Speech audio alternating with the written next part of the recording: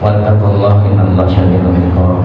Qala ta'ala aidan Rabbi shrah li sadri wa yassir li amri wahlul 'uqdatam min lisani yafqahu qawli. Amma ba'du.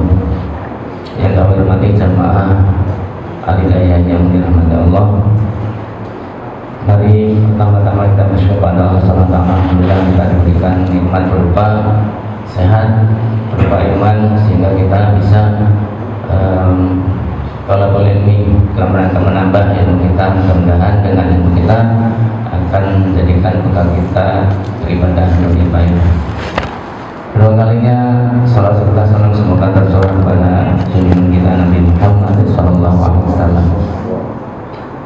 Jamaah Bapak Ibu yang dirahmati Allah, insyaallah mungkin Allah setelah lagi dalam perjalanan yang kita ketahui insyaallah akan hadir dan menyampaikan nanti Bapak Kiai Haji Nurul Anwar dari pesantren yang ada di Limus Pratama, yang akan memberikan tema yaitu membunyikan Al-Quran dalam keluarga kita.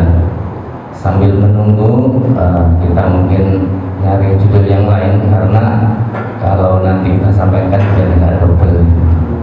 Sambil menunggu biar hidup biasa kita sampaikan dalam interaktif Pak Ajitana ya, daripada kan ngantuk sebelah kanan, tengah, kiri ya. Mungkin sambil menunggu bapak-bapak pernah merasa ya Allah iman kita lebih pertama naik menjalankan ibadah, tapi pada saat yang lain kita merasa ya Allah berat untuk ya jamaah, berat untuk puasa, berat untuk melakukan kebaikan. Ada apa dengan diri kita? Sehingga kita mungkin bertanya gimana caranya ini, mungkin timbul rasa gimana caranya memperkokoh iman kita. Sebelum mungkin sambil nunggu Ustaz Kiai Haji Nurul Anwar mengakhiri dengan membahas sambil menunggu gimana ya kita memperkokoh iman kita. Makanya mic-nya ada berapa ya? Yang ngapel pasar banyak. Mic satunya di mana? Mic satunya dari sisi utara. Alhamdulillah salah sekali.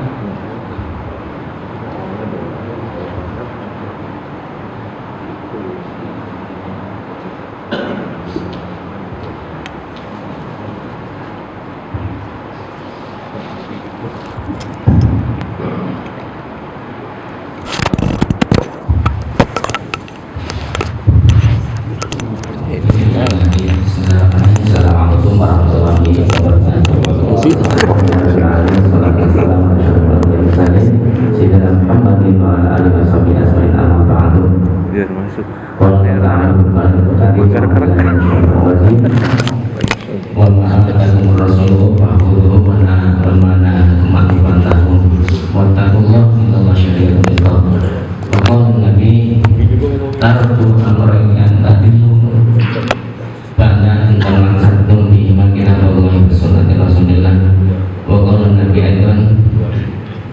Iqra'ul Qur'an wa innahu ya'ti yawmal qiyamati syafi'an li ashabi.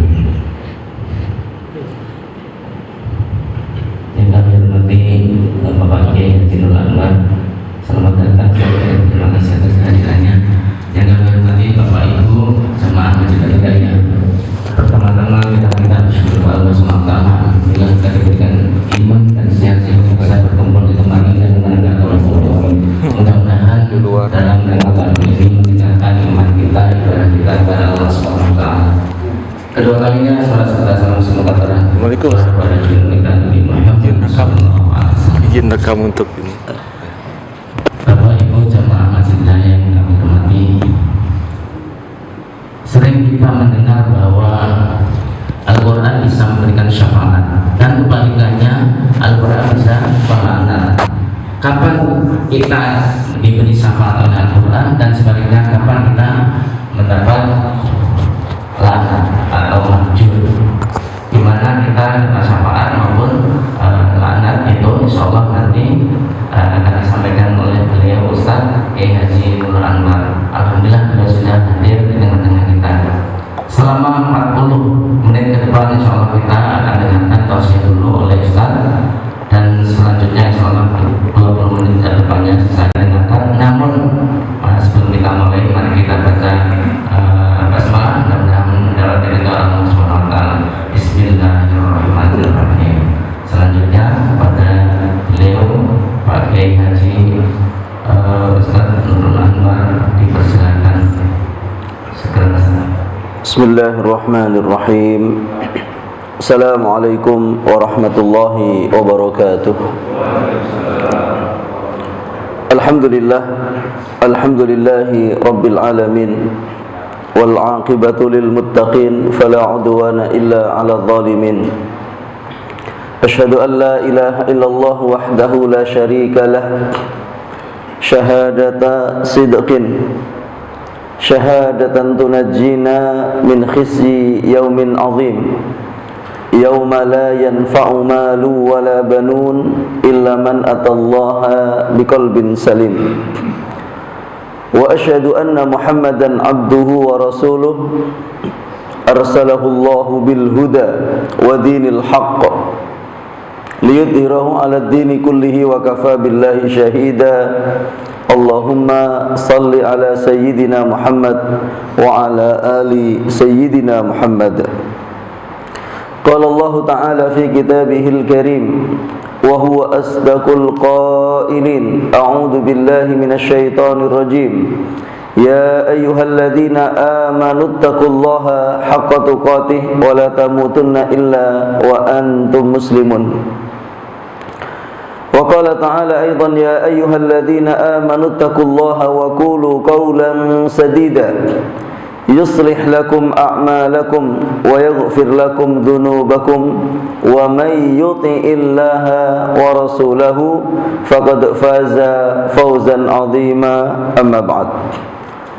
Jamaah sekalian yang mudah-mudahan dimuliakan Allah Subhanahu wa taala, alhamdulillah pagi hari ini Allah Subhanahu wa taala perkenankan kita berkumpul di tempat yang paling mulia di muka bumi ini untuk menegakkan salat subuh berjamaah.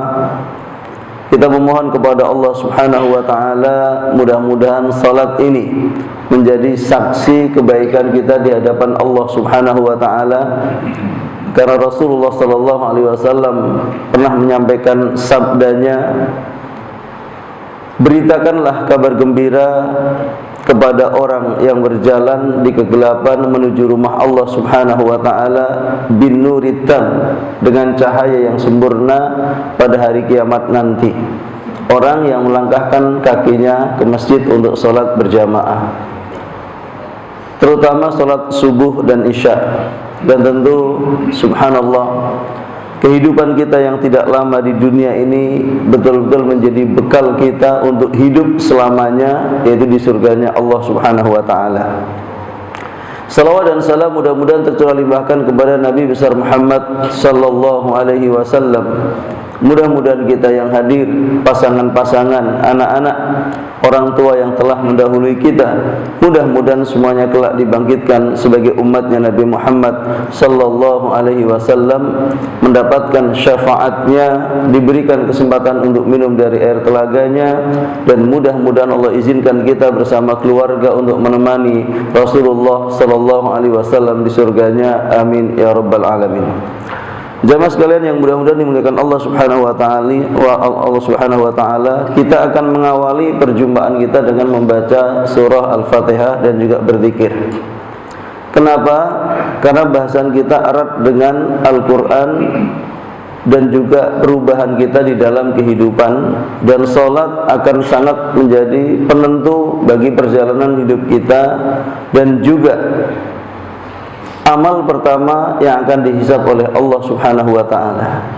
Maka setiap kita wajib untuk terus belajar, terutama untuk memperbaiki bacaan Al-Fatihahnya, yang kemudian ini menjadi rukun di dalam salat kita, yang juga wajib diajarkan kepada pasangan, anak, mantu dan cucu sebagai sarana untuk mendekatkan diri kepada Allah dan untuk memperbaiki kehidupan kita.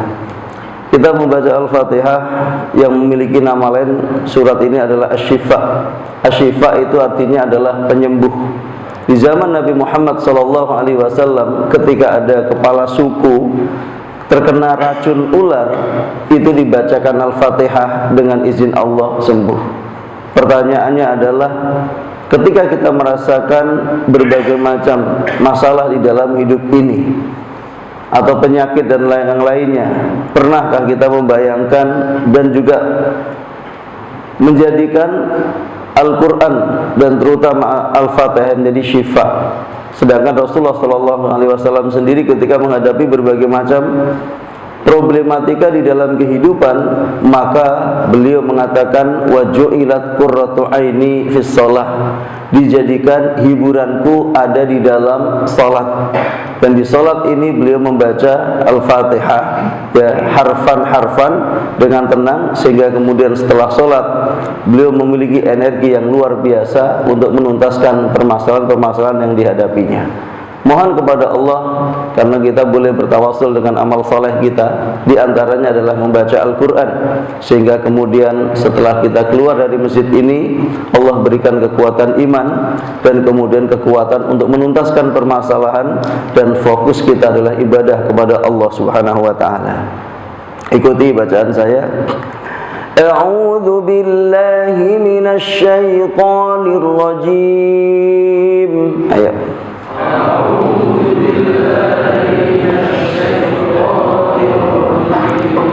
Bismillahirrahmanirrahim.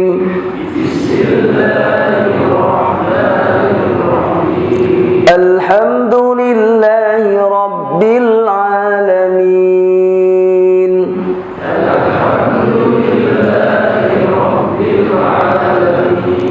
Ar-Rahmanir Rahim.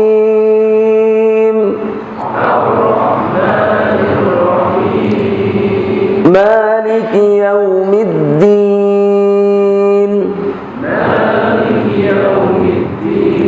Iyyaka na'budu wa iyyaka nasta'in.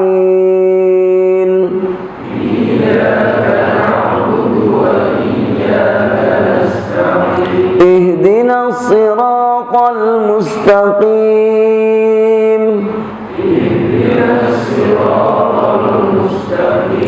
Siratal ladzina an'amta 'alaihim.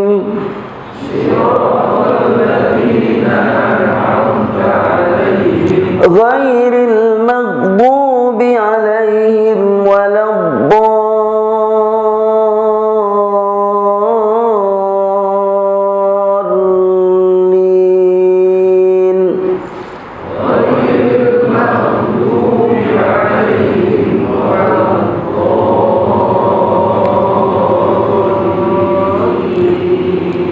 Rabbighfirli wa liwalidayya.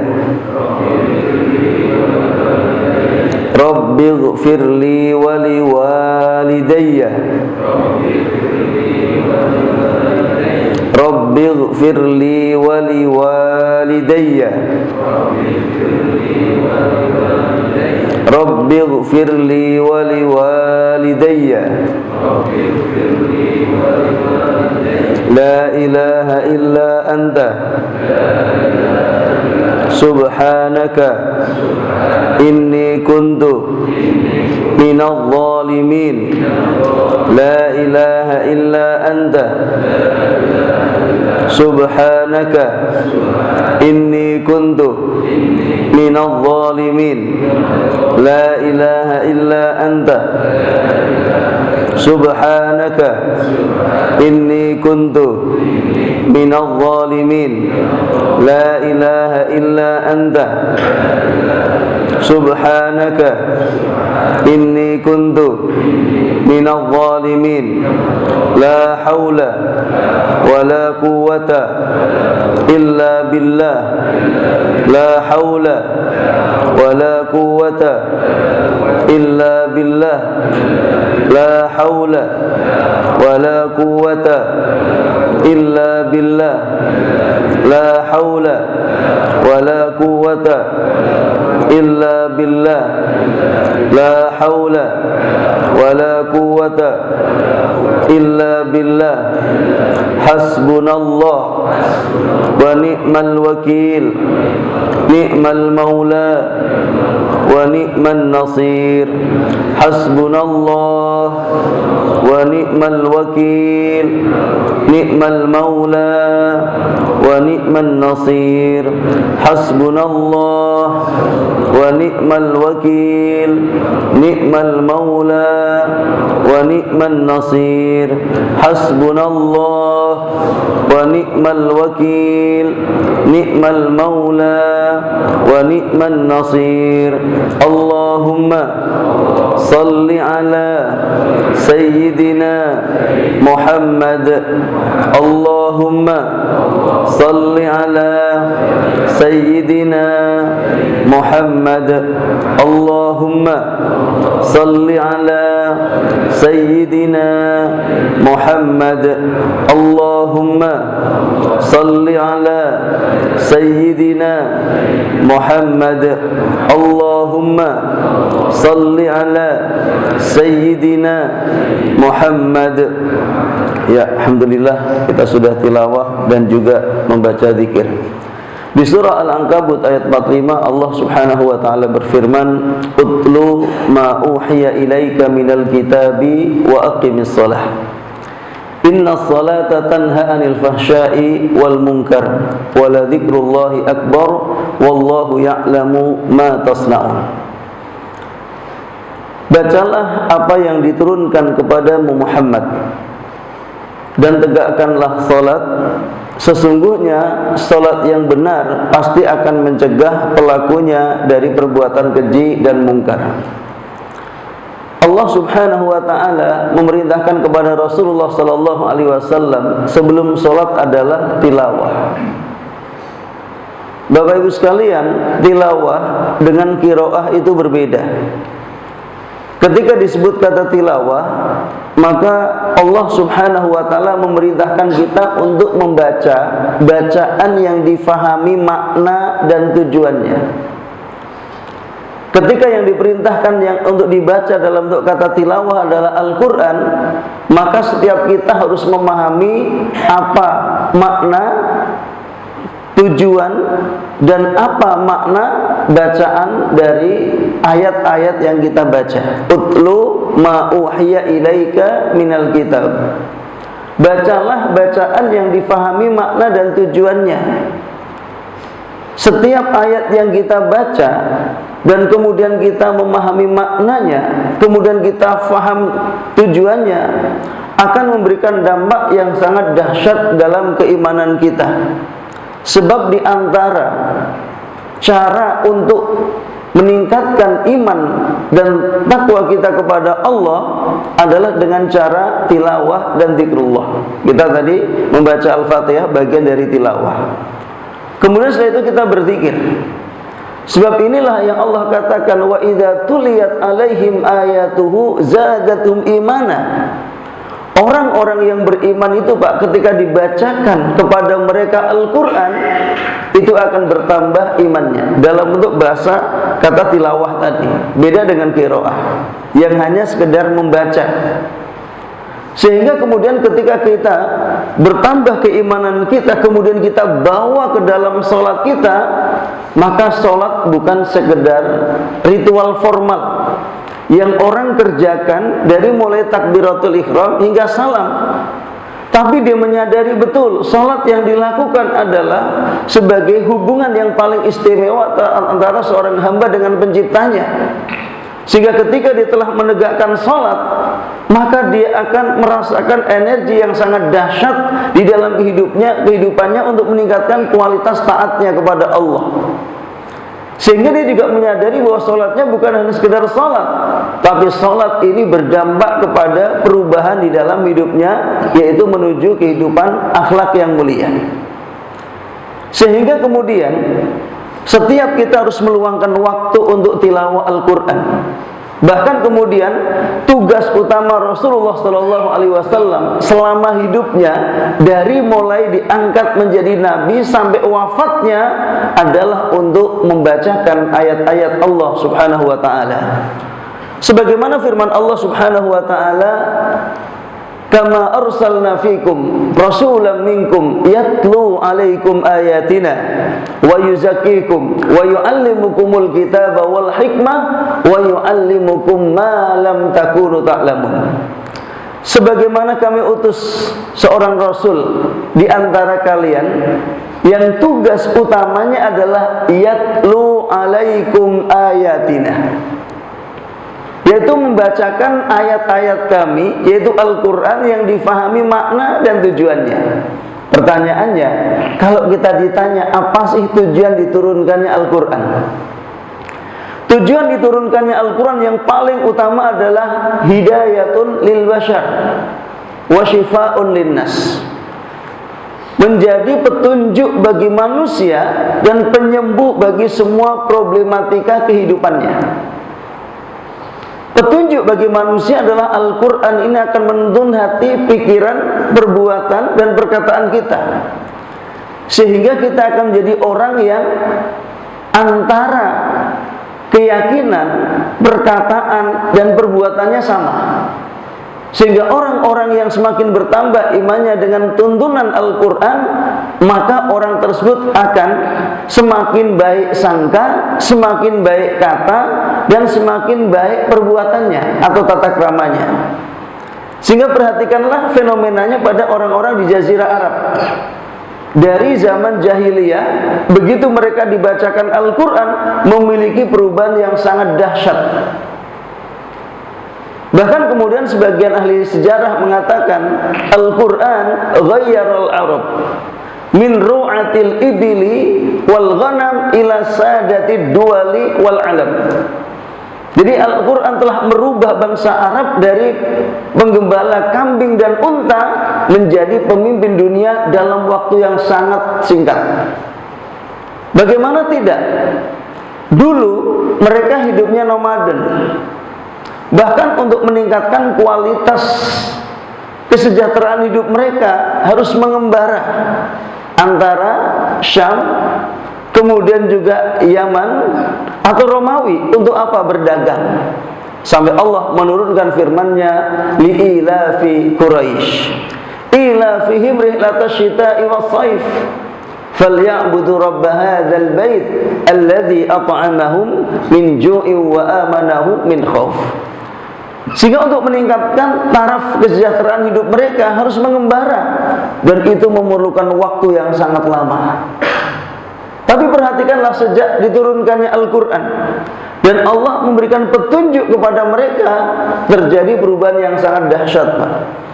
Mereka mengembara bukan lagi untuk berdagang, tapi untuk berdakwah, untuk mengajak manusia sebanyak-banyaknya menikmati apa yang mereka nikmati di dalam kehidupan mereka, yaitu keimanan kepada Allah Subhanahu wa ta'ala. Inilah petunjuk. Sehingga kemudian orang semakin menyadari bahwa kehidupan kita ini di dunia, Pak, sangat pendek dan tidak lama. Tapi dampaknya itu selamanya, dan ujung perjalanan ini hanya dua, yaitu surga dan neraka. Dan orang yang tidak berbahagia di dunia, dia tidak akan pernah berbahagia di akhirat. Orang yang tidak berbahagia di dunia, dia tidak akan pernah bahagia di akhirat. Sehingga kemudian kita semuanya harus berjuang untuk menikmati kebahagiaan dunia sebelum akhirat. Sebab waktu kita untuk menyiapkannya sangat pendek. Banyak di antara kita khawatir terhadap kehidupannya. Bagaimana dia di hari tuanya? Bagaimana dengan rezekinya? Bagaimana dengan pekerjaannya? Dalam kondisi khawatir seperti itu, dia telah melewati sekitar 50 tahun waktunya dalam kehidupannya, dan ternyata tidak kekurangan rezekinya. Sekarang tinggal beberapa waktu lagi, sekitar 10 tahun atau mungkin 20 tahun. Nah, selama 50 tahun dalam kondisi kekhawatiran, dia tetap menyiapkan persiapan kehidupan dunianya dan sebagian lupa untuk menyiapkan kehidupan akhiratnya. Sebab ada sebagian orang yang ketika ingin melakukan ibadah atau ingin memperbaiki ibadah, itu banyak yang menunggu pensiun, Pak. Ternyata begitu pensiun juga tidak memperbaiki apa? Ibadah, malah kekhawatirannya semakin meningkat. Akhirnya terus berupaya untuk mendapatkan pekerjaan, untuk melakukan perdagangan, sehingga harapannya sampai meninggal dunia dalam kondisi sejahtera. Padahal subhanallah, yang pernah dikumpulkan sebagian tidak dinikmati, yang pernah menjadikan bahkan sebagian cita-citanya tidak terwujud, dan dia sudah meninggal dunia dan dia lupa untuk menyiapkan kehidupan akhiratnya. Subhanallah, baru dia terkaget-kaget ketika Allah mewafatkannya. Hatta idza jaa ahadahumul mautu qala rabbirji'un. Ketika kemudian diwafatkan oleh Allah Subhanahu wa taala, dia mengatakan, ya Allah, kembalikan aku ke dunia, la'alli a'malu sholih, supaya aku bisa beramal soleh fima taraktu, yang dulu aku tidak kerjakan.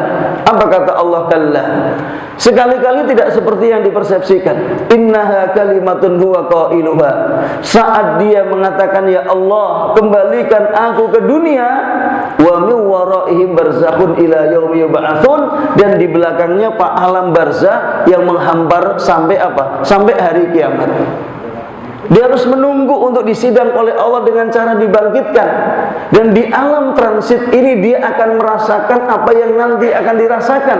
Bahkan kemudian ketika dia orang yang beriman, langsung ditampilkan oleh Allah bagaimana surganya, dengan cara dia disambut oleh burung berwarna hijau. Ruhnya akan dibawa jauhlah, ya, wisata keliling surga, sehingga orang yang beriman akan mengatakan, ya Allah, percepat hari kiamat. Kenapa? Nikmat alam transitnya sangat luar biasa. Bagaimana nanti di surganya? Sedangkan orang-orang yang tidak beriman ditampilkan bagaimana dahsyatnya api neraka, dan kemudian dia berdoa, ya Allah, perlambat hari kiamat.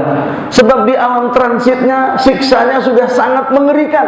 Lalu bagaimana nanti di nerakanya Allah Subhanahu wa taala? Sehingga ma'asyiral muslimin yang mudah-mudahan dimuliakan Allah Subhanahu wa taala, ini momentum untuk kita semua. Sebab kalau hari ini kita percaya dengan gaji yang ditawarkan oleh orang yang mempekerjakan kita di akhir bulan, yang kita semangat dari awal bulan, maka yakinilah gaji yang ditawarkan akhir bulan itu sifatnya adalah gaib. Ya, kita sekarang belum melihat gaji itu dan akan mendapatkannya nanti. Dan yang bilang adalah manusia, yang sebagian mereka tidak percaya kepada Allah. Kalau ada orang yang dia tidak beriman kepada Allah, menjanjikan kita satu pekerjaan, kemudian di akhir bulan kita akan digaji, dan status gaji itu juga masih gaib, dan kita begitu semangat untuk mengerjakan pekerjaan tersebut, bukankah Allah telah menawarkan kepada kita banyak sekali amalan dan pekerjaan yang akan Allah balas baik di dunia maupun di akhirat? Tapi anehnya, ketika yang mengatakan Allah dan dia adalah Maha Kuasa atas segalanya, ternyata banyak orang yang tidak percaya kepada perintah Allah Subhanahu wa taala. Man amila shalihan min dzakarin aw untha wa huwa mu'min falanuhyiyannahu hayatan thayyibah.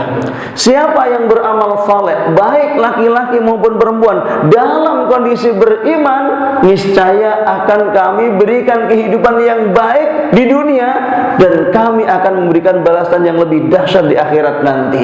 Walanajziyannahum ajrahum bi ahsani ma kanu ya'malun. Tetapi anehnya banyak orang yang menunggu, nanti kalau saya sudah tidak kerja, nanti kalau saya tidak sibuk, kami akan melakukan ibadah. Padahal subhanallah, berapa banyak orang yang ketika pensiun, Pak, tidak sehat, dan berapa banyak orang yang ketika pensiun tambah sibuk, dan kemudian lagi-lagi dia tidak bisa menyiapkan bekal untuk dirinya, apalagi untuk pasangannya, apalagi untuk anak, mantu, dan cucunya. Subhanallah.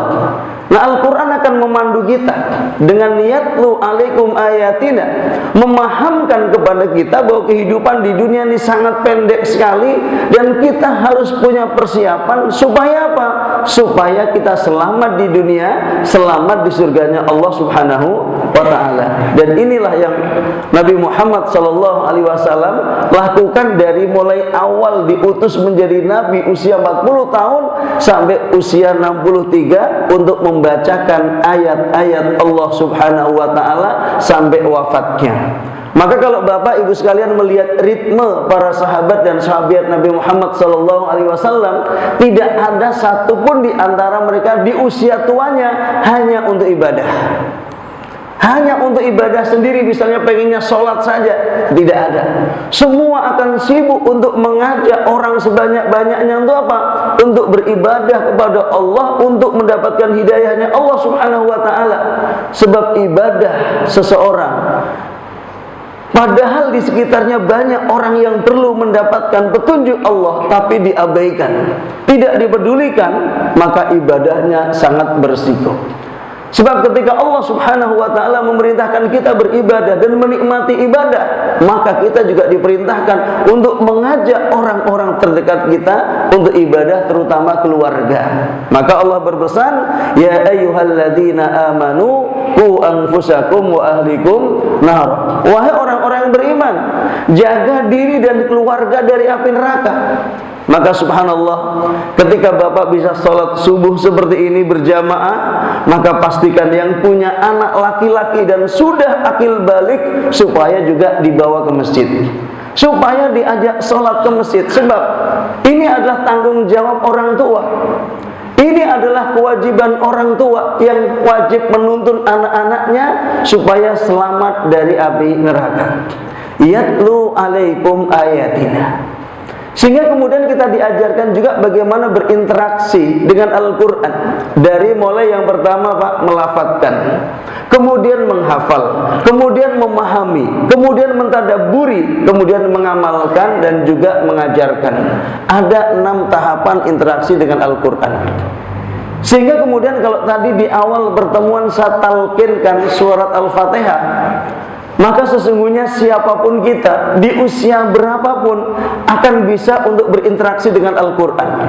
Jadi jangan katakan, oh saya sudah tua, oh saya tidak bisa bahasa Arab, oh saya bukan anak pesantren. Tidak ada masalah. Al-Quran Allah turunkan sebagai mukjizat yang bisa dipelajari oleh siapapun, apakah orang melihat atau orang buta, bahkan orang tuli sekalipun, ya, apakah orang Arab atau tidak. Maka siapapun yang meluangkan waktu dan punya guru, maka dia berpotensi untuk bisa tilawah Al-Quran. Sehingga apa? Dia akan mendapatkan keajaibannya, dia akan mendapatkan kemudahannya, karena Al-Quran diturunkan mudah untuk dipelajari siapapun. Nah, sebagai contoh, dulu ketika belajar Al-Quran, belajar kepada seorang kiai di Lewiliang Bogor, yang beliau berasal dari Demak, yang mulai dari awal kelahirannya Pak, ketika dilahirkan dalam kondisi buta. Subhanallah, dalam kondisi buta. Kemudian orang tuanya, keluarganya bingung, ini anak lahir dalam kondisi tidak melihat, apa yang bisa dilakukan oleh anak ini? Kalau dulu di Jawa Tengah terutama itu, kalau anak-anak belajar, ya, usia SD, biasanya plus belajar kitab. Ya, belajar kitab itu kalau ngaji dikasih makna pakai tulisan ke bawah gitu, alhamdulillah utawi sekabehane puji iku lillahi, kagungane Allah. Ya, cara belajar orang dulu gitu kan. Kan ini nggak bisa, anaknya tidak melihat Pak. Maka kemudian keluarganya bersepakat untuk anak ini dibacakan Quran, ditalkinkan Quran. Subhanallah, dengan izin Allah. Dan Allah tunjukkan bagaimana ajaibnya Al-Quran. Maka anak itu kemudian sedikit demi sedikit Pak bisa hafal Quran. Akhirnya hafal 30 juz. Dan setelah hafal 30 juz Pak, matanya bisa melihat kembali. Kalau secara medis orang lahir buta bisa melihat nggak Pak? Nggak bisa. Dengan Al-Quran bisa. Subhanallah, sampai hari ini di usia 70 beliau yang telah menghasilkan banyak sekali murid-muridnya, dan juga bagaimana beliau akhirnya membuat juga tulisan braille Al-Quran, ya, sampai kemudian menjadi referensi dan rujukan.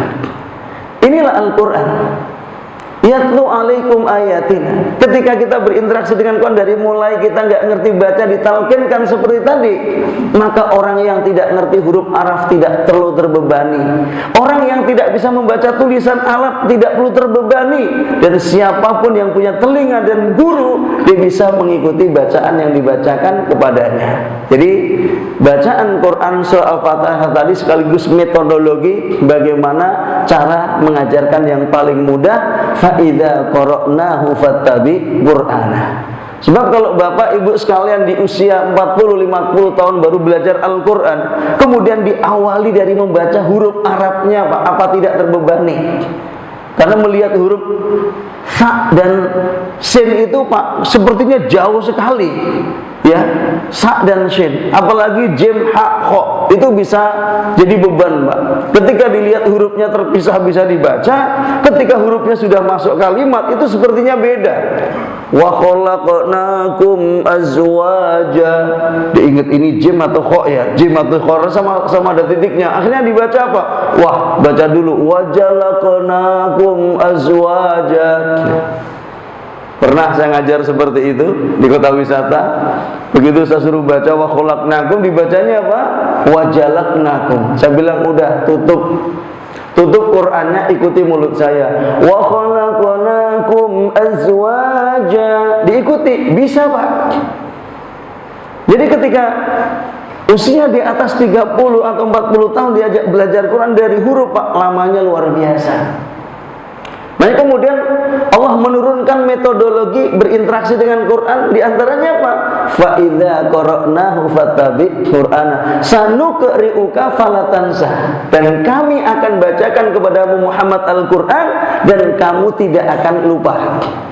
Subhanallah. Maka nanti Bapak Ibu sekalian kalau mau belajar, awali dengan talqin dan tinggal ditarget mau berapa lama. Ya, kalau di Masjid At-Taqwa Bekasi, subhanallah, setiap pagi begini habis sholat subuh biasanya DKM-nya, seluruh anggota DKM kami talqinkan 2 ayat.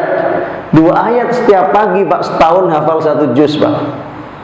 Ya, 2 ayat tiap pagi, karena juz 30 itu berapa ayat, Pak? Juz 30 berapa ayat? Boleh ngarang berapa, Pak, kira-kira? Juz 30 645 ayat, Pak. Kalau dipelajari setahun itu memerlukan tiap hari 1,3 ayat atau 2 ayat lah. Ya, 2 ayat. Berarti 2 ayat perlu berapa menit? Ya, kalau sehari 24 jam berarti setiap 12 jam 1 ayat. Berarti setiap 4 jam sepertiga ayat. Kalau kita mulai dari An-Naba selama 4 jam, amma, kira-kira hafal nggak, Pak? Coba ikutin semuanya. Amma, yatasa, alun. Tinggal digabung, Pak, 12 jam. Amma yatasaalun. Tinggal gitu aja. Tapi kalau kemudian kita membaca, subhanallah, lama. Akhirnya banyak sekali di antara kita yang sudah hidup sebagai muslim, lahir sebagai muslim, Pak, itu juz 30 masih belum hafal. Bukan karena nggak bisa, karena nggak meluangkan waktu untuk belajar. Padahal tiap pagi tadi kami mentalkin DKM-nya, bukan jamaahnya. Setiap pagi 2 ayat itu setahun hafal 1 juz. Cuma 2 ayat, Pak, setiap pagi dengan cara ditalkinkan. Nah, artinya apa? Ketika kita kemudian belajar huruf Arabnya, apalagi ada orang di dekat kita tahu kita salah, kita malu atau maju, Pak? Halo, Bapak belajar Quran nih, huruf Arabnya, kemudian salah baca, ada orang di dekat kita malu atau maju? Malu atau maju? Jadi semangat atau jadi minder? Subhanallah. Inilah, ya. Jadi dengan ditalkinkan kita akan tinggal ngikutin saja. Tapi kalau disuruh baca bisa jadi terbata-bata. Ini interaksi awal kita dengan Al-Quran. Sedangkan ketika kita melafadzkan dalam bentuk bacaan maupun tulisan hingga menjadi hafalan, Bapak hafal 30 juz itu Pak, baru muqaddimah, baru permulaan. Sebab orang yang hafal Quran Pak tidak bisa dibanggakan. Sebab Quran tujuannya diturunkan bukan untuk dihafalkan, tapi petunjuk dan penyembuh. Baru kemudian naik ke atasnya menjadi apa? Setelah hafalan pemahaman. Nah, orang yang faham Al-Quran bisa menjelaskan, itu juga tidak ada jaminan mendapatkan hidayah di dalam dirinya Pak. Karena banyak juga orang bacaan Qurannya bagus, hafal Quran, bisa menjelaskan, tapi akhlaknya belum baik. Subhanallah, akhlaknya belum baik. Maka setelah bisa melafadzkan, kemudian dia bisa menghafal, paham, ada satu sesi namanya tadabbur. Tadabbur adalah sebagaimana kata para ulama, al-makna alladhi yakhruju bihi qari'uhu wa yaj'alu fi halatin minat tadzakur. Tadabbur itu Pak, kalau Bapak membaca Al-Quran, memahami maknanya, Bapak selesai membaca Al-Quran dapat nilai-nilai keimanan yang bisa diaplikasikan. Contohnya apa? Ketika Bapak membaca ayat wan nazi'ati gharqa wan nasyitati nashta, demi malaikat yang mencabut nyawa orang yang tidak beriman dengan keras, dan demi malaikat yang mencabut nyawa orang beriman dengan penuh kelembutan. Apa aplikasi dari ayat ini Pak? Semakin meningkatkan kualitas iman. Sebab ternyata cara mati tergantung keimanan Pak. Orang yang semakin beriman kepada Allah semakin diwafatkan dalam kondisi lembut dan dalam kondisi baik. Dan orang semakin tidak beriman kepada Allah, matinya bisa jadi dalam kondisi yang sangat mengerikan. Dan tentu itu sudah Allah sampaikan dalam Al-Quran, dalam kisah-kisah yang banyak sekali. Bagaimana kematian Fir'aun, bagaimana kematian Namrud, bagaimana kematian Qarun, orang-orang yang tidak beriman. Dan bahkan sampai Rasulullah SAW mengatakan, siapa yang kekuasaannya membuat dia lupa kepada Allah, maka dia di nerakanya bersama Fir'aun. Siapa yang hartanya membuat dia lupa kepada Allah, maka di nerakanya bersama Qarun. Dan siapa yang jabatannya membuat dia tidak dekat dengan Allah, maka dia di neraka bersama Haman. Allah memberikan display-display kepada kita semua, sehingga kemudian kita apa? Tinggal mengikuti yang perlu diikuti, menjauhi yang harus dijauhi. Tapi kalau kita tidak memperhatikan itu semua, subhanallah, maka tadabbur ini sangat penting sekali. Tadabbur ini bahkan pembeda antara hati yang hidup dengan hati yang mati. Afala yatadabbarunal Qur'ana am ala qulubin aqfaluha. Apakah mereka tidak mentadabburi Al-Qur'an, atau di dalam hati mereka ada kufel, ada gembok, ada penghalang yang membuat Al-Qur'an tidak sanggup direspon oleh hatinya? Padahal Allah mengatakan, "Lau anzalna hadzal Qur'ana ala jabalin la ra'aitahu khashi'an mutasaddian min khasyatillah." Seandainya Al-Quran ini kami turunkan di satu gunung batu yang sangat keras, niscaya engkau Muhammad melihat gunung batu itu akan hancur luluh-lantah karena takut kepada Allah. Nah, sekarang ada orang yang hatinya aslinya tidak lebih keras dari batu, tapi nggak respon sama sekali Pak, nggak ada getaran, tidak ada penambahan iman, sehingga kemudian semakin membuat sikapnya, karakternya semakin keras, sikapnya, akhlaknya tidak semakin baik. Maka subhanallah, ayo Bapak Ibu sekalian, luangkan waktu untuk Al-Quran. Jangan pernah menunggu waktu luang.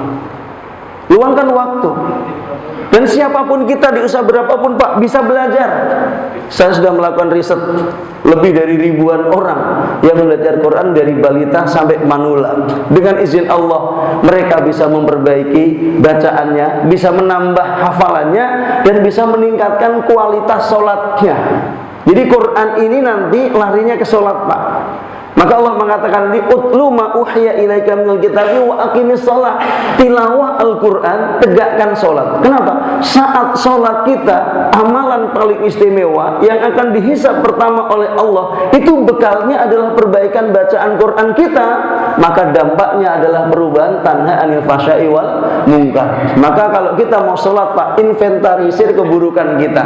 Sebelum sholat kita seperti apa? Perhatikan setelah sholat perubahannya seperti apa? Sebelum sholat perilaku buruk kita seperti apa? Setelah sholat seperti apa? Sebab ketika kita tidak peduli kepada sholat kita dan tilawah kita, maka ada orang yang sholat tiap hari 5 kali bertahun-tahun masih bisa emosi, masih bisa sakit hati, masih bisa benci, masih bisa dendam, bahkan sebagiannya masih bisa memfitnah saudara sendiri. Ada tidak Pak?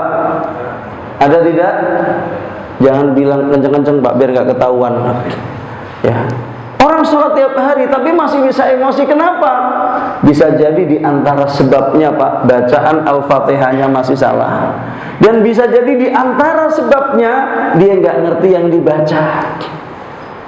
Nah kita kadang sudah tahu kita tuh nggak ngerti, tapi tidak meluangkan waktu untuk belajar, tidak menyiapkan anggaran untuk belajar, masih bisa kursus sana, seminar sana, belajar ke sana, terbang ke sana, tapi anehnya sholat yang dikerjakan tiap hari 5 kali bertahun-tahun masih nggak ngerti yang dibaca dan tidak meluangkan waktu. Padahal ini amal pertama yang akan dihisap oleh Allah. Kaannya kira-kira bisa mengecek bacaan pasangannya atau tidak Pak? Kalau dia tidak bisa, berarti bisa nggak ngecek bacaan anaknya? Nggak bisa. Bagaimana dia menuntun? Dia tidak tahu jalan. Maka ayo, Bapak Ibu sekalian, setelah pertemuan pagi ini setiap kita mengecek bacaan Qur'annya. Kemudian yang kedua, mengecek pemahaman terhadap bacaan sholatnya.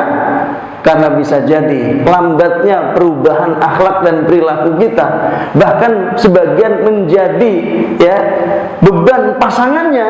Di antara sebabnya sangat mungkin kita tidak memahami apa yang kita baca dan tidak memperbaiki bacaan Quran kita.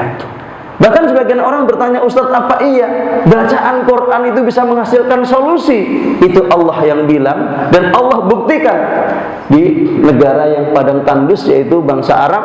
Bagaimana mereka begitu turun Al-Quran, negerinya menjadi negeri yang sangat berkah, bahkan Madinah menjadi sangat berkah, dan segalanya Allah penuhi dan cukupi sampai hari ini. Bahkan dengan izin Allah, orang yang berangkat ke Mekah, yang berangkat ke Madinah, itu betahnya luar biasa untuk tinggal di sana dan selalu punya kerinduan untuk berangkat ke sana. Maka oleh karena itu, ayo jadikan setiap rumah yang dimiliki adalah tempat menggemakan ayat-ayat Allah, tempat menggemakan zikrullah, sehingga masuk rumah itu Pak, yang ada adalah ketenangan, kebahagiaan. Yang ada adalah masuk rumah itu adalah jiwa yang semangat. Dan nanti hasilnya adalah rumah itu menjadi medan magnet keberkahan dan hidayah kepada Allah Subhanahu wa ta'ala. Kalau sudah sampai di sini Pak, subhanallah, rumah itu rasanya nikmat sekali. Maka energi ibadah di masjid, sholat 5 waktu berjamaah, kemudian yang sunnah-sunnahnya dilaksanakan di rumah, di antaranya tilawah dan zikrullah. Maka ini perpaduan dua tempat yang sangat luar biasa. Kalau boleh saya bilang, seperti apa? Harus bolak-balik Pak. Ke masjid bertambah energinya, ke rumah bertambah energinya, kemanapun beredar dia berupaya untuk menjadi sebab hidayah bagi orang-orang yang ada di sekitarnya. Karena apa? Terpancar dari prasangka yang baik, perkataan yang baik, dan perbuatan yang baik, sehingga orang terdekat kita sangat bahagia bersama kita. Dimanapun kita berada, maka kita akan membahagiakan orang-orang di sekitar kita. Itu saja, mudah-mudahan ada manfaatnya. Assalamualaikum warahmatullahi wabarakatuh. Subhanallah, berbicara tentang Al-Quran, banyak hal yang tentu saja mengandung obat, mengandung kemudahan, furqan, syifa, dan lain sebagainya. Oleh karena itu, biar lebih mendalam lagi pembahasan tentang Al-Quran, sebaiknya kita dialog interaktif yang pasti kita berikan 2 pertanyaan, yaitu pertama dari bapak-bapak dan kedua dari ibu. Jadi bapak dibuka sesi yang pertama, bapak yang mengajukan pertanyaan berhubungan dengan Al-Quran, Pak Cucu. Apa ya?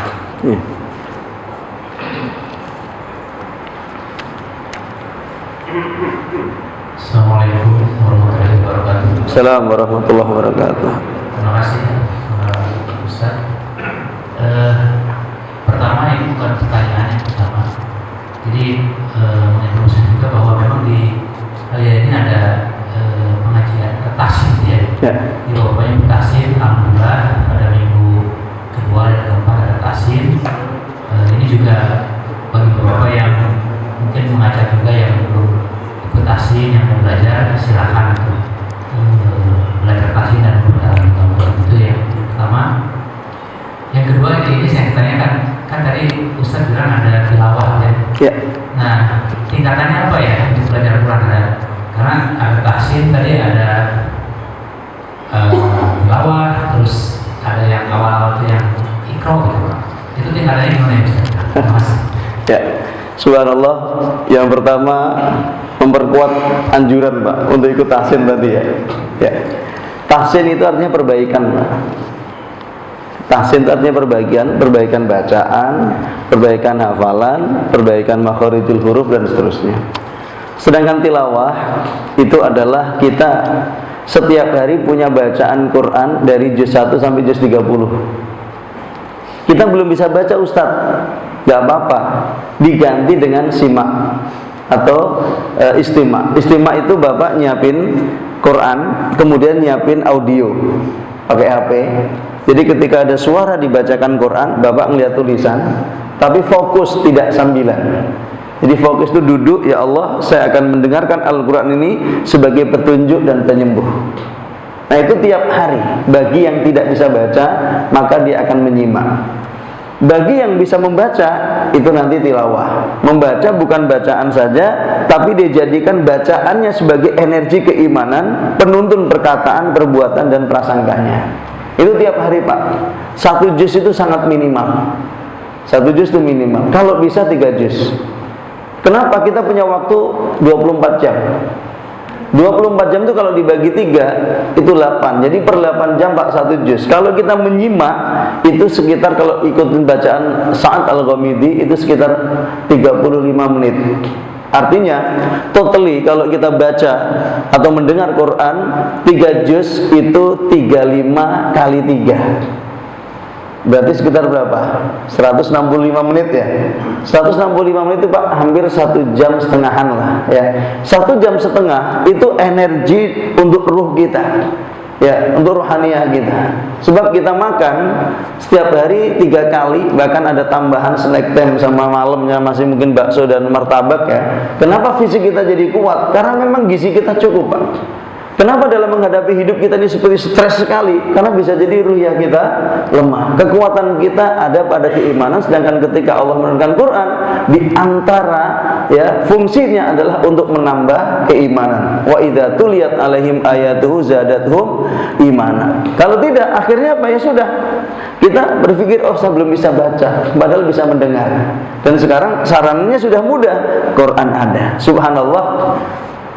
Ketika saya meminta atau mensupervisi permasalahan dalam satu keluarga atau perusahaan, ketika saya coaching perusahaan-perusahaan besar itu dengan hutang yang sampai ratusan miliar itu, dari mulai mendengar dan membaca Quran dengan izin Allah, banyak mereka selesai masalah. Ya terbaru ini saya tangani satu perusahaan dengan hutang 280 miliar. Saya minta mereka tiap hari untuk tilawah, semua karyawannya tilawah. Saya minta untuk membuat laporan report per hari sebelum maghrib ya. Itu 3 bulan persis dengan izin Allah semua hutangnya lunas. Padahal dia sudah hampir setahun lebih itu mereka tidak mampu bayar, bahkan jual seluruh aset itu kemungkinan tidak akan menutup hutangnya. Itu adalah saya katakan tadi sebagai syifa, penyembuh. Itu artinya adalah solusi bagi permasalahan. Subhanallah. Jadi ketika nanti Bapak di mana posisinya, tahsin itu adalah bagian dari perbaikan bacaan. Jadi belum masuk tilawah. Ya, tapi itu adalah sebagai muqaddimah. Nah, oleh karena itu ketika kita belajar bukan hanya memperbaiki bacaan, tapi kita harus juga sering mendengar ayat-ayat Quran. Sebab kalau kita sering mendengar Pak, itu nanti akan mudah mengikuti. Sebab gunnah yang ada di Quran seluruhnya sama. Tapi kalau kita belajar dari awal, diawali dengan tahsin, biasanya banyak gelagapannya. Sebab kalau mau baca Quran sudah takut duluan, takut ikhfa'nya salah. Maka Nabi Muhammad ketika ditalkin, tidak ditalkinkan hurufnya dulu Pak. Ya Muhammad ini ikhfa', Muhammad ini iklab. Itu 23 tahun gak cukup Pak.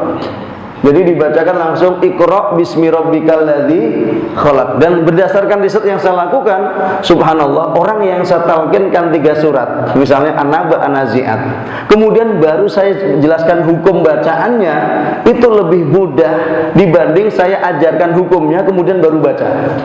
Sebab kalau orang belajar hukum kemudian baru baca, Pak, terbebani dengan bacaan. Ya takut ini ikhfa'nya salah, iklamnya salah, ini ismam atau bukan, ini hamas atau bukan. Jadi pikirannya kemana-mana. Mungkin hampir sama lah dengan Bapak belajar bahasa Inggris, kemudian belajar apa? Belajar grammarnya dulu, Pak. Mau ngomong kan susah. Kalau Bapak mau ngomong, targetnya ketemu tukang sayur juga cepet insya Allah. Ketemu tukang sayur di Inggris tuh, Pak. Bapak bisa bahasa Inggris gitu. Karena apa? Karena langsung mendengar pengucapan yang benar itu seperti apa. Nah, itu proses. Makanya pernah waktu itu ada orang datang ke saya dalam kondisi lumpuh, Pak, kena lupus, pakai kursi roda. Ustadz, saya ingin belajar Quran tapi saya nggak bisa baca. Usianya di atas 40. Saya bilang nggak ada masalah. Anda punya HP? Punya. Ya sudah. Sekarang saya talqin Anda, saya bacakan, diikuti. Ya saya selalu mengajarkan Quran itu per tema. Supaya Pak mudah diingat, walaupun nggak ngerti terjemahnya, minimal mengenal tema besarnya. Karena kalau dia mengenal, nanti begitu dipakai sholat dia akan bisa menghayati, bisa akan mentadaburi. Subhanallah, saya bacakan di pekan pertama setiap hari Rabu itu An-Naba 1-16. Saya bacakan, kemudian saya kasih PR. Setiap hari dengarkan, ya, misalnya 10 kali, ikuti bacaan di HP-nya 10 kali, kemudian ada dengarkan, ikuti dan barengi. Kalau ngikuti itu bacaan dulu baru diikuti, kalau barengi bareng-bareng. Subhanallah, setiap pekan itu hafal, Pak. Dan kemudian kalau ada kekurangan ya sedikit wajar lah, namanya juga pemula. Tapi dengan terus dia melafadzkan, mulutnya jadi terbiasa. Pekan pertama An-Naba 1-16, pekan kedua 17-30, pekan ketiga itu sudah 31-40.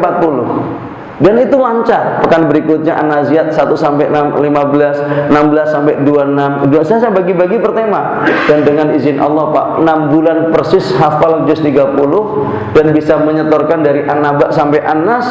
Setelah setoran Quran tadi bisa berdiri di depan saya. Dan itu histeris. Itu syifa, Pak. Saya suruh minta kepada Allah. Ya, seperti itu. Jadi sebagai contoh. Jadi jangan sampai nanti kita terbebani dengan hukum tajwidnya. Sebab belajar tajwid itu hukumnya fardu kifayah. Membaca Quran dengan tajwid hukumnya fardu ain. Yang kita perlukan guru yang memahami tajwid sehingga bisa menuntun bacaan yang benar walaupun kita tidak tahu nama hukumnya. Sebab kalau kita belajar hukumnya, Pak, itu berat, apalagi pemula. Dan itu kewajiban guru. Subhanallah. Maka Bapak lebih diutamakan adalah ditalqinkan Quran. Sebab talqin tadi hasilnya bisa dipakai sholat. Misalnya Bapak ditalqin amma yatasaalun anin naba'il azim, kan Bapak bisa pakai untuk sholat kan. Begitu Allahu Akbar waladhdallin bisa baca An-Naba. Nah itu ternyata kayak saya contohkan tadi di Masjid At-Taqwa itu tiap hari 2 ayat, Pak. Sekarang setahun 1 juz. Subhanallah. Nah saudara kalau belajar tahsin biasanya dari 10 jadi 3, Pak. Mundur teratur dan rapi mundurnya, Pak. Ya. Karena apa? Karena mau datang lagi dia takut, Pak. Apalagi teman-temannya udah pindah buku, dia masih pertama, lebih malu lagi, semakin jauh jaraknya, Pak. Jadi akhirnya, Pak, Quran itu susah dan menakutkan. Padahal Qur'annya atau tahsinnya, Pak. Nah itu penting. Jadi harus memahami psikologi pengajaran. Dan yang paling penting, pahami kalau belajar Quran itu bukan sekedar untuk membaca, tapi adalah penguat keimanan kita. Bagaimana kita semakin jauh, kita akan dekat dengan Allah. Mudah-mudahan mewakili, Pak. Terima kasih, Ustaz. Ini ada ibu-ibu, ada salembar, Pak, ada bapak-bapak, ada lagi ibu satu. Nah, jadi ibu belum ada. Sekarang dari sebelah utara, satu pertanyaan, nanti kalau memang masih hangat dilanjut lagi. Ada lagi dari sisi utara, tengah. Atau mau ditanya, Pak? Kalau mau ditanya. Nah, ada lagi kan?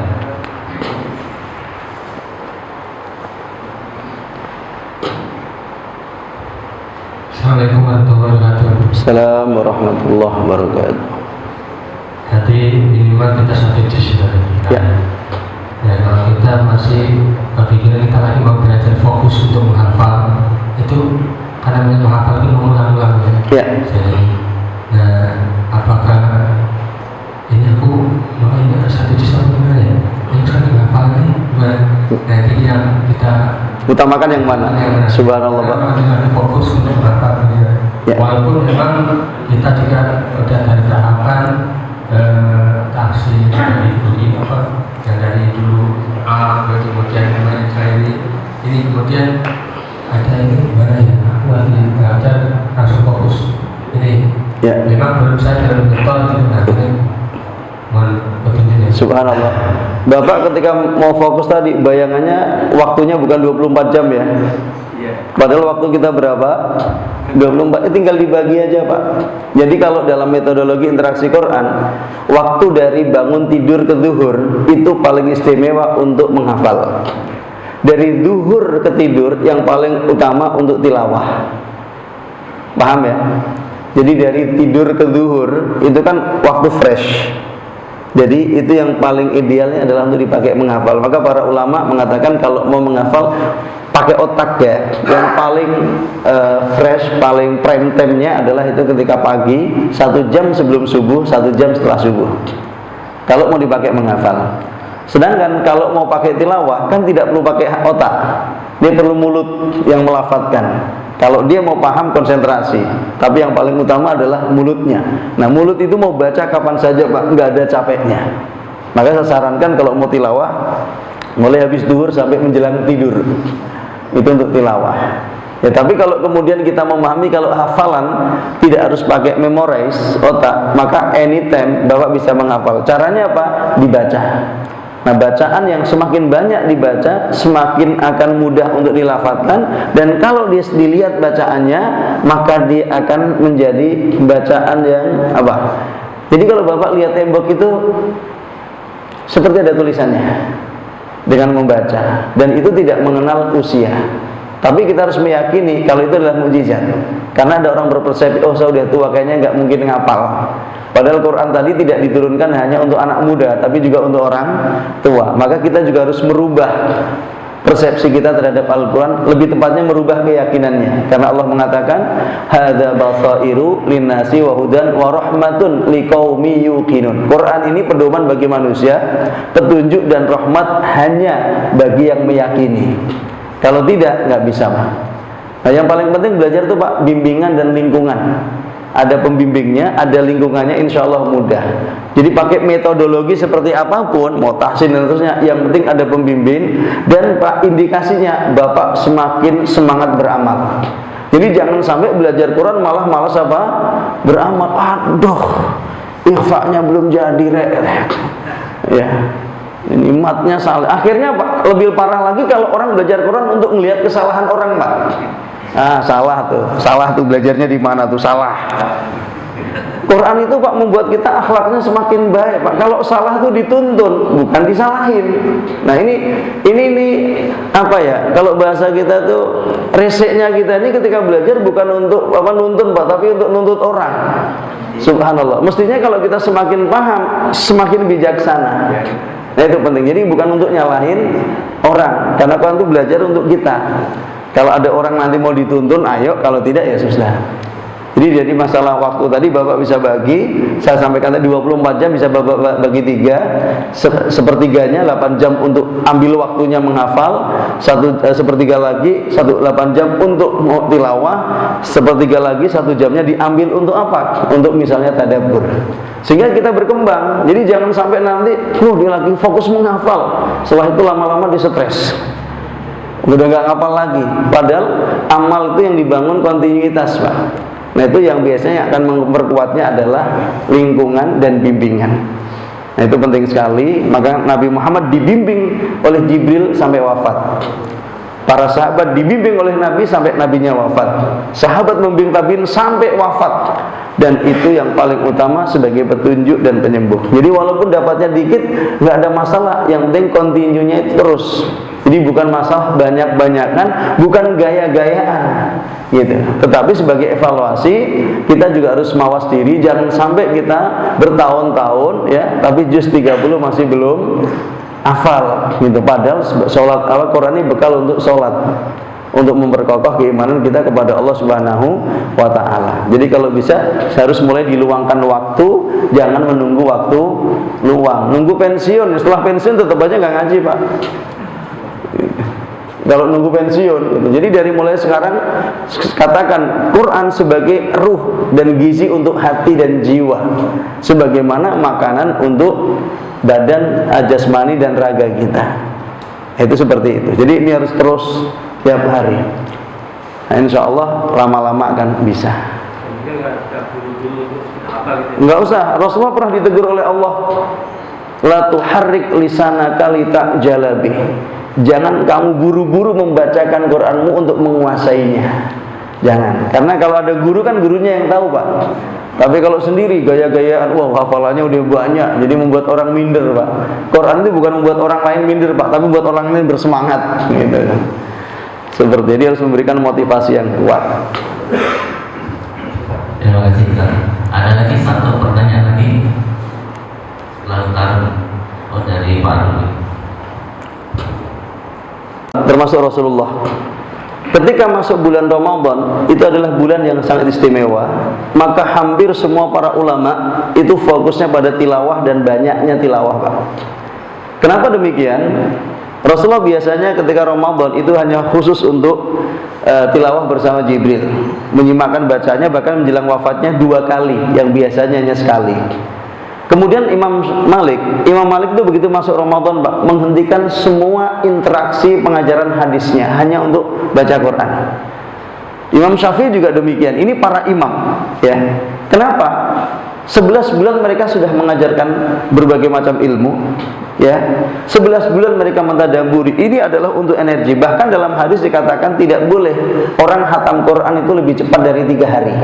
Tetapi khusus di bulan Ramadan, karena keutamaannya, hampir semua ulama mengatakan boleh sehari khatam Quran. Tapi khusus di bulan Ramadan, maka Ramadan diantara namanya adalah bulan Quran. Nanti Bapak boleh lihat di referensi para ulama, ya, di hadis-hadis dan juga pendapat para ulama, bahwasanya di bulan Ramadan itu orang boleh menghatamkan sehari sekali atau 2 kali, 24 jam maksudnya. Nah, sampai seperti itu, karena memang namanya Syahrul Quran. Nah, kalau kemudian kita berpendapat, oh, saya ingin tadabbur. Kalau hari-hari Anda sudah dengan Quran, sebenarnya nggak ada masalah. Jangan sampai nanti milih tadabbur sebenarnya karena malas baca, ya, atau alasan. Paham, Pak, ya? Ngapain banyakan ngapain banyak-banyak baca? Lebih baik tadabbur. Ya, kalau ente tadabbur juga sih nggak ada masalah. Buktinya juga nggak tadabbur kan? Sama ente bacaannya belum bagus sudah ngapal. Loh, jangan-jangan itu juga alibi karena dia nggak mau ngapal kan? Gitu. Jadi masing-masing kalau sudah punya guru biasanya dia yang nuntun, Pak. Jadi jangan sampai kemudian kita offset. Offset itu apa? Ngurusin yang bukan urusan, gitu loh. Apalagi itu dijadikan sebagai pembenaran. Enggak. Jadi kita fokus dengan amal kita. Kalau kita sudah punya pembimbing, diikuti. Dan kita tidak perlu banyak komentar. Sebab banyak komentar akhirnya jarang baca Quran nantinya, gitu. Jadi fokus. Jadi Bapak, makanya setiap Bapak harus punya pembimbing. Rasulullah kenapa begitu bersemangat? Dibimbing Allah, dibimbing Jibril. Sahabat kenapa begitu bersemangat? Karena dibimbing oleh Rasulullah. Kenapa tabi'in bersemangat? Dibimbing oleh sahabat.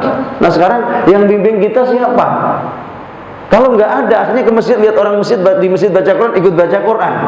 Di masjid nggak ada baca Quran, dia juga nggak baca Quran kan? Akhirnya amalnya tergantung lingkungan, Pak. Gitu kan? Subhanallah. Sedangkan kita ini adalah punya struktur tubuh yang sangat luar biasa. Ada akal, ada hati, ada jasmani, ada syahwat, yang semuanya perlu nutrisi. Nah, kalau kemudian yang diberikan cuma otak dan syahwatnya, makan terus, nggak pernah libur, gitu kan? Sehari 3 kali, kemudian belajar juga terus sampai perguruan tinggi. Dan ini Qurannya sering libur, Pak. Gitu. Nah, harusnya kalau makan Qurannya libur, makannya juga libur. Kalau makannya enak, tilawahnya harus banyak. Harusnya begitu, Pak, idealnya kan. Ini enggak, giliran kebanyakan makan, ketiduran, biar nggak jadi ngaji, Pak. Apalagi hari libur kayak sekarang kan. Gitu. Nah, itu contoh seperti ini. Insya Allah.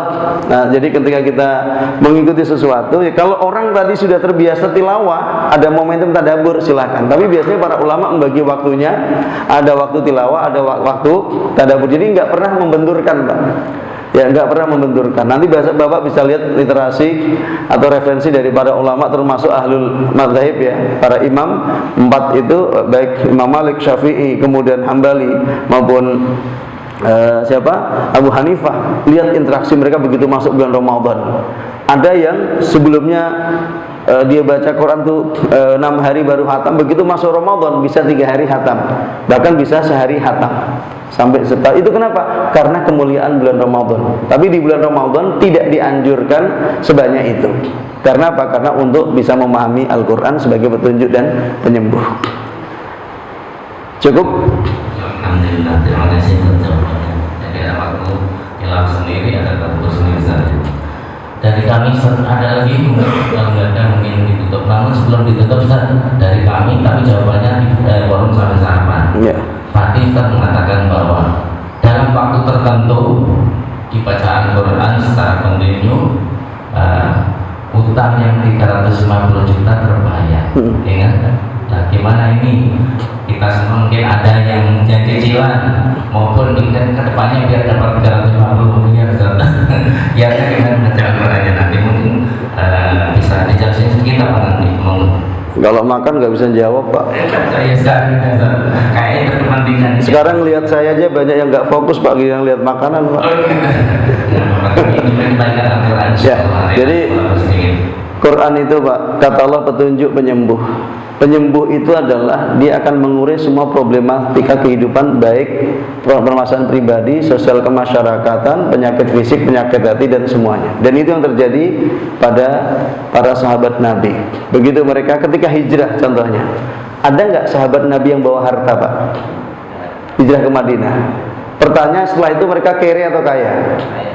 Abdurrahman bin Auf misalnya, ketika mau dikasihani oleh Ansor, ya Abdurrahman dipersaudarakan oleh Rasulullah, itu ini aku punya ini, pilih yang kamu suka. Apa kata Abdurrahman? Enggak, tunjukkan saya pasar. Jadi dikasihani aja nggak mau Pak. Ya, orang beriman tuh dikasihani aja nggak mau dia, sampai seperti itu. Nah ini adalah subhanallah. Kemudian dalam waktu yang lama dia punya semuanya. Nah itu contoh seperti itu. Ini sejarah membuktikan. Loh, Mekah itu sering saya sampaikan, sawahnya ada nggak? Pohonnya banyak nggak? Kemudian mata airnya banyak nggak? Dekat dengan laut nggak? Pertanyaan, pernah nggak krisis? Dulu kan sebelum turunnya Quran, kalau pengen sejahtera harus dagang Pak, ke Yaman, ke Syam, kemudian ke Romawi. Setelah terjadinya turunnya Quran, dagang lagi nggak mereka? Enggak Pak, mereka dakwah Pak. Pertanyaan, kekurangan nggak ada mental pemintanya, nggak ada, semuanya mental giving, memberi. Bapak kalau misalnya Pak ke Saudi, ada nggak orang-orang Saudi yang minta-minta? Atau orang Mekah yang minta-minta? Yang minta-minta orang Mekah atau pendatang? Atau kita ke sana malah bawa proposal ya, bangunan masjid gitu misalnya kan. Nah orang sana enggak, kemana-mana dia membangun, giving. Kenapa? Allah cukupkan mereka. Setelah turunnya Al-Quran, hidup mereka menjadi barokah. Nah mestinya setiap kita begitu. Nah sekarang tinggal evaluasinya mudah. Masuk aja ke setiap rumah kita. Bapak memiliki rumah, itu berapa jam dibacakan Quran? Dan berapa banyak lama Bapak baca Quran di dalamnya? Jadi jangan sampai baca Quran tempatnya cuma di masjid Pak. Justru rumah-rumah kita harus terdengar suara Quran. Masjid tempat menambah kita, menambah energi. Boleh baca Quran di masjid banyak-banyaknya, tapi jangan lupakan rumah kita. Nah kalau bahasa Nabi, jangan sampai kalian jadikan rumah kalian seperti apa? Kuburan sepi, nggak ada suara. Orang pada takut ke sana, gitu kan. Jadi jadikan rumah kita seperti, terutama menjelang subuh. Kenapa? Inna Qur'an al-fajri kana masyhuda. Sahabat Nabi baca Quran jelang subuh, tiba-tiba seluruh langit berwarna kuning, kemudian berhenti, langitnya gelap, baca lagi, terang lagi, sampai dilari ke Rasulullah, dan Rasulullah mengatakan itu malaikat ikut mendengarkan suara bacaanmu. Nah subhanallah. Jadi mulai sekarang kalau tidak bisa membaca di rumah, minimal ada Quran yang di-setel Pak, speaker yang diperdengarkan suara Quran. Tapi jangan sampai Bapak rumahnya di-setelin suara Quran, Bapak pakai headset dengerin musik. Paham ya? Suaranya Quran, tetangganya sampai subhanallah, ini orangnya soleh-soleh. Dia nggak tahu itu yang punya lagi dengerin musik pakai headset. Subhanallah. Ya itu saja, mudah-mudahan ada manfaatnya. Allahumma ja'al hadzal jam'a jam'an marhuma wa tafarruqan ba'di tafarruqan ma'suma. Allahumma aslih niyatina wa tahhir qulubana min nifaq. Allahumma ja'alna wa azwajana dzurriyyatina min ahli dzikr wa min ahli khair wa min ahli al-Qur'an wa min al-jannah. Allahumma khtim lana bi husnil khatimah. Allahumma khtim lana bi qouli la ilaha illallah Muhammadur Rasulullah. Allahumma shfi mardana wa mardal muslimin. Allahumma arham mautana wa mautal muslimin. Allahumma ansur ikhwanana al-muslimina wal mujahidina wal mustad'afina fi Filistin wa fi Gaza wa fi kulli makanin ya rabbal alamin. Allahumma harrim masjidal aqsa min aidil ghasibin wa a'idhu ila aidil muslimin. Allahumma ihfadz baldatana Indonesia wa sa'ira biladil muslimin warzuqna imaman wa ra'isan taqiyan mu'mina. Allahumma ja'alil Qur'anal 'azima rabi'a qulubina wa nura sudurina wa jalaa'a ahzanina wa dhahaba humumina wa ghumumina wa sya'iqana wa dhalilana ilaik wa ila jannatika jannatin na'im. Allahumma la taj'al musibatana fi dinina wa la taj'alid dunya akbar hammina wa la mablagha ilmina wa la ila nari masirana. Ya Allah, jadikan kami, pasangan kami, anak turunan kami menjadi ahli zikir, ahli kebajikan, ahli Quran, ahli surgamu ya Allah. Rabbana atina fid dunya hasanah wa fil akhirati hasanah wa qina adzabannar. Subhana rabbika rabbil izzati amma yasifun wa salamun alal mursalin walhamdulillahi rabbil alamin. Subhanakallahumma wa bihamdika asyhadu an la ilaha illa anta astaghfiruka wa atubu ilaik. Assalamualaikum warahmatullahi wabarakatuh.